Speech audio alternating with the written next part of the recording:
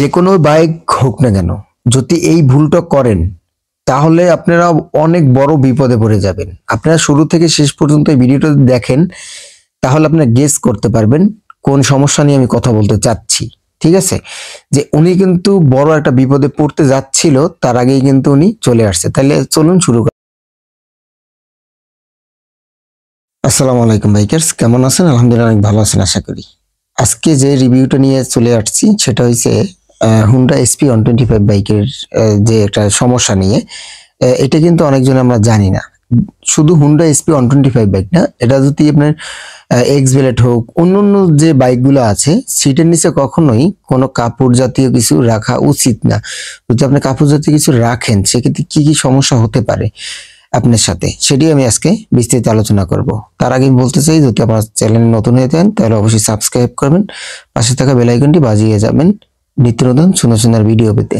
যাই হোক, এই যে এয়ার ফিল্টারের মানে উনি কিন্তু রাখছে ওই সাইডে, ওটা কিন্তু ভাইব্রেট করতে করতে করতে করতে একদম ডাইরেক্ট এয়ার ফিল্টারের মুখে যেয়ে ঠ্যাক খাইছে। যখন ঠ্যাক খাইছে তখন যে আপনি যে তেলের মাইলেজটা, এটা কিন্তু অ্যাকুরেট পাবেন না। ঠিক আছে, যেমন উনি আইসা বললো যে ভাই আমি এসপি 125 বাইকটার মাইলেজটা আমি সঠিকভাবে পাচ্ছি না। এখন আমি বললাম না, এটা তো হতেই পারে না। তারপরে আমি সার্ভিস করতে করতে করতে করতে আমি যখন সিট খুলি, সিট খোলার পরে দেখি আমি এই জায়গায় ঢুকে আছে।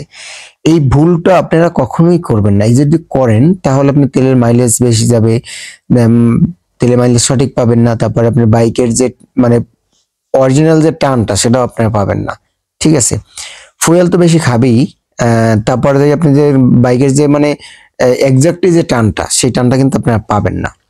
ঠিক আছে, আমার এই ভিডিওটা কেমন হলো, আপনার কাছে কেমন লাগলো, আপনার কাছে উপকার পাইছেন কিনা, অবশ্যই আমার কমেন্ট বক্সে কমেন্ট করে জানাবেন।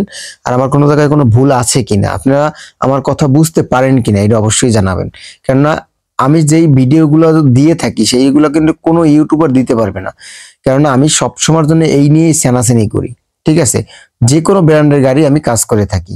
ঠিক আছে, আমি এখন হুন্ডা শোরুমে আছি, আপনার এই জায়গায় আসলে পারবেন না হয়তোবা, আমি পার্সোনাল ভাবেও করে থাকি। তাহলে আজকে এই পর্যন্তই, ভালো থাকবেন, আসি, আসসালামু আলাইকুম।